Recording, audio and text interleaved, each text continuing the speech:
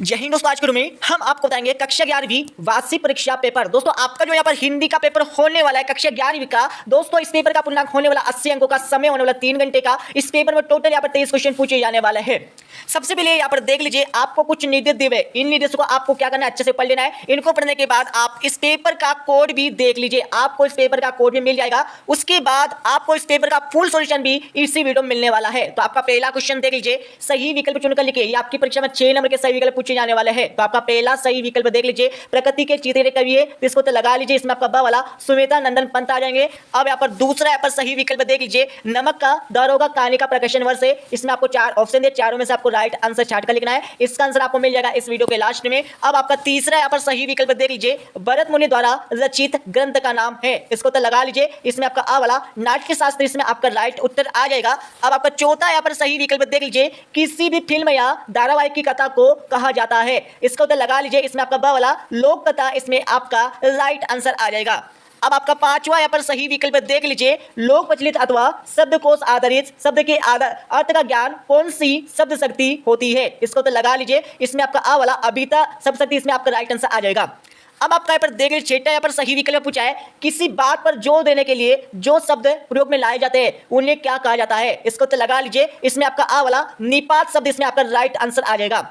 अब यहाँ पर देख लीजिए, इस पेपर का अगला क्वेश्चन पूछे जाने वाला क्वेश्चन 2, रिक्त स्थान में सही विकल्प चुनकर लिखिए। ये आपकी परीक्षा में 7 नंबर के खालिस्तान पूछे जाने वाले हैं। तो आपका पहला खालिस्तान पूछा है, वे आपकी कविता में खालिस्तान की मार्मिक व्यवस्था का चित्रण किया हुआ है। इसको तो लगा लीजिए। इसमें आपका आ जाएगा किसान आ जाएगा। उसके बाद आपका दूसरा यहाँ पर खालिस्तान देख लीजिए, स्मृति में बारिश एक खालिस्तान है। तो क्या है आपको बताना है। आपको यहाँ पर 3 ऑप्शन दिए, तीनों में से आपको करेक्ट ऑप्शन छाट कर यहाँ पर खालिस्तान की पूर्ति करना है। इसका आंसर आपको मिल जाएगा इस वीडियो के लास्ट में, और आपको क्या करना है, इसका आंसर और कन्फर्म में कर लेना है। ठीक है। अब यहाँ पर देख लीजिए, आपका तीसरा यहाँ पर खालिस्तान पूछा है, खालिस्तान कलाओं के लिए स्वर्ण युग माना जाता है। तो इसको तो लगा लीजिए। इसमें आपका गुप्त काल आ जाएगा। ठीक है। उसके बाद आपका यहाँ पर देखिए, चौथा यहाँ पर खालिस्तान पूछा है, पत्रकथा को अंग्रेजी में खालिस्तान कहते हैं। तो इसको तो लगा लीजिए। इसमें आपका स्क्रीन पर आ जाएगा। अब पांचवा खालिस्तान देख लीजिए, वीर रस प्रधान कविताओं में खालिस्तान गुण होता है। तो कौन सा गुण होता है आपको बताना है। इसको तो लगा लीजिए। इसमें आपका ओज गुण आ जाएगा। अब आपका छठा खालिस्तान देख लीजिए, रचना के आधार पर वाक्य के खालिस्तान भेद होते हैं। तो यहाँ पर 8 यहाँ पर भेद होते हैं। ठीक है। अब आपका यहाँ पर देख लीजिए, 7वां क्वेश्चन दिया आपका, खालिस्तान को हिंदी निबंध का स्वर्ण काल माना जाता है। इसमें आपका आ जाएगा शुक्ल युग आ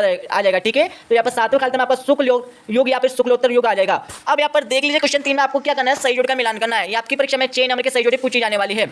दोस्तों आपको क्या करना है, इस क्वेश्चन में सही जोड़ का मिलान कर लेना है। ठीक है दोस्तों, आपको इस सही जोड़ का मिलान मिल जाएगा इस वीडियो के लास्ट में। और मैं आपको बता देता हूँ, राजस्थान की रजत बूंदे हमारी हो जाएगी अनुपम मिश्र हो जाएंगे। भारत की पहली बोलती फिल्म हमारी हो जाएगी यहाँ पर आलम आरा हो जाएंगे। और कुंडलिया छंद में आप लगा लीजिए, कुंडलिया छंद में यहाँ पर 2 और रोला का यहाँ पर इसका उल्टा हम कहते हैं कुंडलिया छंद कहते हैं। यहाँ पर अगला देखिए, जहाँ पहुंचा ना जा सके उसे हम बोलते हैं यहाँ पर अगम बोलते हैं। आके मुन्ना का मतलब होता है, आके मुन्ना मतलब ध्यान ना देना। और युगवाणी में आप लगा लीजिए, तो युगवाणी किसकी रचना है, तो कुमार गंधर्व की है। ठीक है।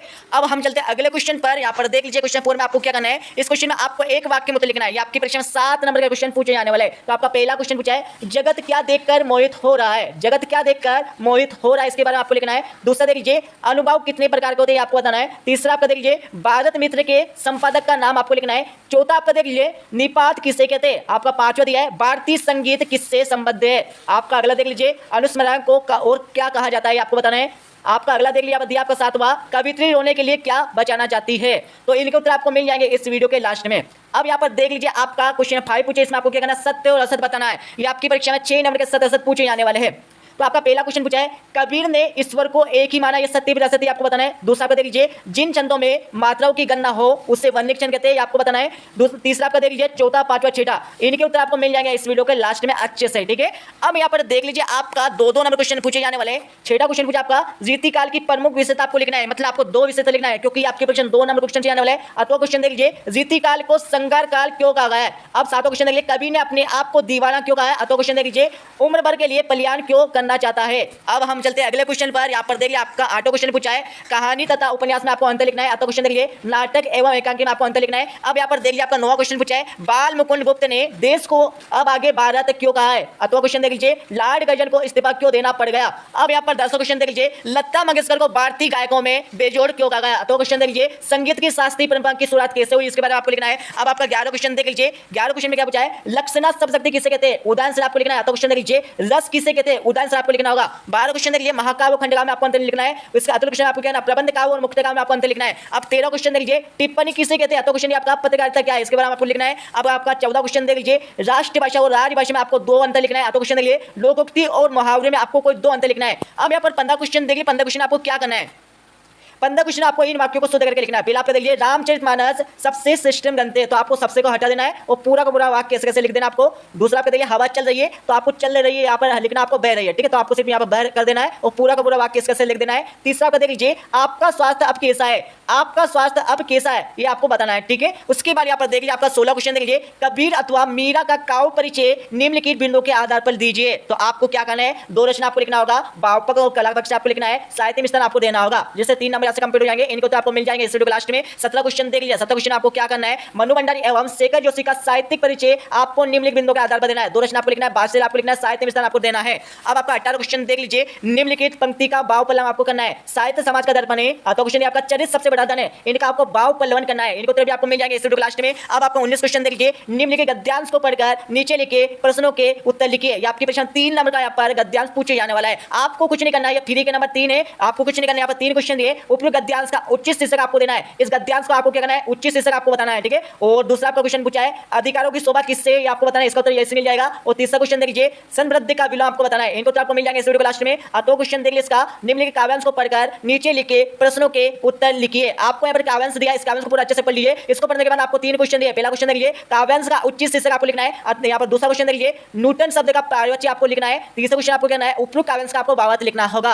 अब यहाँ पर देख लीजिए, आपका 20वां क्वेश्चन पूछा है, निम्नलिखित पद्यांश का संदर्भ प्रसंग सहित आपको भावार्थ लिखना है। आपको यहाँ पर पद्यांश दिया हुआ, पहला पद्यांश देख लीजिए और इसका और वाला क्वेश्चन भी आपको दिया है, मतलब अतो क्वेश्चन भी आपको मिल जाएगा। तो इनको तो आपको मिल जाएंगे इस वीडियो के लास्ट में। इसमें आपको क्या करना है, सबसे पहले आपको संदर्भ लिखना होगा, संदर्भ के बाद आपको प्रसंग लिखना होगा, प्रसंग के बाद यहाँ पर वाक्य करना होगा, ठीक है। अब यहाँ पर देख लीजिए, आपका 21 क्वेश्चन पूछा है, 21 क्वेश्चन आपको कहना है, निम्नलिखित गद्यांश का संदर्भ प्रसंग सहित आपको वाक्य करना है, ठीक है। तो यहाँ पर प्रसंग आपको गद्यांश दिया, इन गद्यांश को अच्छे से पढ़ लीजिए, आपकी प्रश्न 4 नंबर क्वेश्चन पूछे जाने वाला है। इसको पढ़ने के बाद आपको इस क्वेश्चन में भी आपको संदर्भ लिखना है, संदर्भ के बाद प्रसंग लिखना है, प्रसंग के बाद वाक्य करना है, ठीक है। तो इनको तो आपको मिल जाएंगे इस वीडियो के लास्ट में। अब आपका देख लीजिए, यहाँ पर 22 क्वेश्चन पूछा है, शाला शुल्क मुक्ति से हेतु विद्यालय के प्राचार्य को आवेदन पत्र आपको लिखना है। तो क्वेश्चन देख लीजिए, हाई स्कूल परीक्षा में मेरिट में स्थान बनाने के लिए अपने मित्र को बधाई पत्र आपको लिखना है। 23 क्वेश्चन देख लीजिए, 23 क्वेश्चन आपको क्या करना है, निम्नलिखित में से किसी एक विषय पर लगभग 120 शब्दों में आपको सारांकित निबंध देना है। तो यहाँ पर देख लीजिए, आपको किसी एक विषय पर यहाँ पर एक निबंध याद कर लेना है, ठीक है। तो ये हमारा पेपर कंप्लीट हो गया। अब मैं आपको इस पेपर का फुल सॉल्यूशन आपको बता देता हूँ।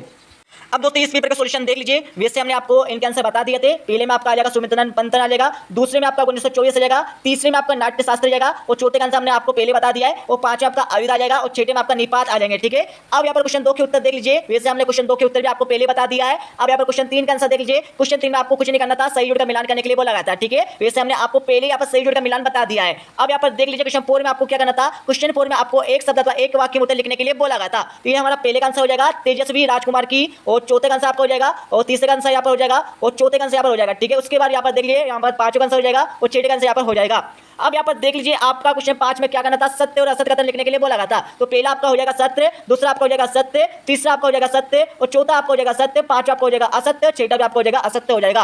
अब हम चलते हैं 2-2 नंबर के क्वेश्चन के आंसर पर। तो ये हमारा हो जाएगा रीतिकाल की प्रमुख 2 विशेषता हो जाएगी, तो आपको 3 विशेषता में से 2 विशेषता अच्छे से याद कर लेना है। अब यहाँ पर देख लीजिए, हमारा 7वां क्वेश्चन उत्तर देख लीजिए, ये हमारा 7वें क्वेश्चन का उत्तर हो जाएगा, इसको भी अच्छे से याद कर लीजिए। उसके बाद यहाँ पर देख लीजिए, हमारा 8वें क्वेश्चन का उत्तर हो जाएगा, जिसमें कहानी और उपन्यास में आपको प्रमुख 2 अंतर लिखने के लिए बोला गया था। हमने आपके लिए यहाँ पर 3 अंतर दे रखे, तो आपको तीनों में से क्या करना है, 2 अंतर याद कर लेना है। अब यहाँ पर देख लीजिए, यहाँ पर 9वें क्वेश्चन का उत्तर आपको मिल जाएगा, तो यहाँ पर 9वें क्वेश्चन का उत्तर अच्छे से देख लीजिए और अच्छे से याद कर लीजिए। उसके बाद यहाँ पर देख लीजिए, हमारा 10वें क्वेश्चन का उत्तर हो जाएगा, तो इसको भी अच्छे से याद कर लीजिए। उसके बाद यहाँ पर देख लीजिए, हमारा 11वें क्वेश्चन का उत्तर हो जाएगा, इसको भी अच्छे से याद कर लीजिए। 11वें के बाद यहाँ पर देख लीजिए, 12वें क्वेश्चन आपको क्या करना था, महाकाव्य और खंडकाव्य में आपको प्रमुख 2 अंतर लिखने के लिए बोला गया था। तो हमने आपके लिए 3 अंतर दे रखे, तो आपको तीनों अंतर को अच्छे से याद कर लेना है। अब यहाँ पर देख लीजिए, हमारा 13वें क्वेश्चन का उत्तर देख लीजिए, ये हमारा 13वें क्वेश्चन का उत्तर हो जाएगा। 13वें के बाद हम चलते हैं 14वें क्वेश्चन के उत्तर पर, जिसमें आपको राजभाषा और राष्ट्रभाषा में आपको प्रमुख 2 अंतर लिखने के लिए बोला गया था। तो यहाँ पर हमने आपके लिए 3 अंतर दे रखा, तीनों में सिर्फ आपको 2 अंतर याद कर लेना है। उसके बाद यहाँ पर देख लीजिए, हमारा 15 क्वेश्चन का उत्तर हो जाएगा, जिसमें आपको शुद्ध वाक्य करने के लिए बोला गया था। तो यहाँ पर शुद्ध वाक्य आपको दिए गए, अच्छे से याद कर लीजिए। उसके बाद यहाँ पर देख लीजिए, मैं आपको 16वें क्वेश्चन का उत्तर बता देता हूँ, जिसमें आपको यहाँ पर 2 रचनाएं, भाव पक्ष, कला पक्ष और साहित्य में स्थान आपको लिखने के लिए बोला गया था। तो हमारा हो जाएगा 16 क्वेश्चन का उत्तर। उसके बाद यहाँ पर देख लीजिए, हमारा हो जाएगा 17वें क्वेश्चन का उत्तर, अच्छे से याद कर लीजिए। उसके बाद यहाँ पर देख लीजिए, हमारा हो जाएगा 18वें क्वेश्चन क्वेश्चन का उत्तर अच्छे से याद कर लीजिए। उसके साथ ही आपका देख लीजिए ये हमारा हो जाएगा 19वें क्वेश्चन का यहाँ पर 8वें वाला का उत्तर अच्छे से याद कर लीजिएगा। उसके बाद हम चलते हैं अगले क्वेश्चन के उत्तर पर। यहाँ पर 20वें क्वेश्चन का उत्तर आप देख लीजिए, जिसमें आपको संदर्भ, प्रसंग और वाक्य करने के लिए बोला गया था।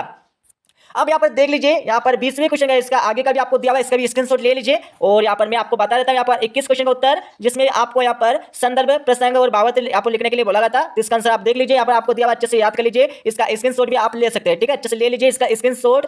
ये हमारा हो जाएगा 21वें क्वेश्चन का आंसर। उसके बाद यहाँ पर देख लीजिए, हमारा हो जाएगा 22वें क्वेश्चन का उत्तर, इसको भी अच्छे से देख लीजिए, ये हमारा हो जाएगा 22वें क्वेश्चन का उत्तर। उसके बाद यहाँ पर देख लीजिए, हमारा हो जाएगा 23वें क्वेश्चन का उत्तर, जिसमें आपको क्या करना था, आपको जिसमें किसी एक विषय पर सारांकित निबंध लिखने के लिए बोला गया था। तो आपको निबंध इसी तरह से लिखना है, आपके हिसाब से देख लीजिए किस तरह से आपको लिखना होगा। मैं आपको सबसे पहले बता देता हूँ, सबसे पहले आपको क्या करना है, सबसे पहले आपको लिखना होगा रूपरेखा लिखना होगा। तो रूपरेखा आप सभी को पता होगा किस तरह से लिखते हैं, ठीक है, यहाँ पर पॉइंट डाल के लिखते हैं, ठीक है। जैसे कि आपने प्रस्तावना पहले आपको लिखना होगा, उसके दूसरे पॉइंट में आपको लिखना होगा विद्यार्थी और अनुशासन के अर्थ आपको लिखना होगा, तीसरे पॉइंट में आपको अनुशासन के प्रकार लिखना है, चौथे यहाँ पर पॉइंट में आपको अनुशासन के महत्व लिखना है। इस तरह से आपको रूपरेखा लिख देनी है। उसके बाद आपको पूरा यहाँ पर इस तरह से निबंध लिख देना है, ठीक है। तो ये हमारा पेपर कंप्लीट हो गया कक्षा 11वीं का।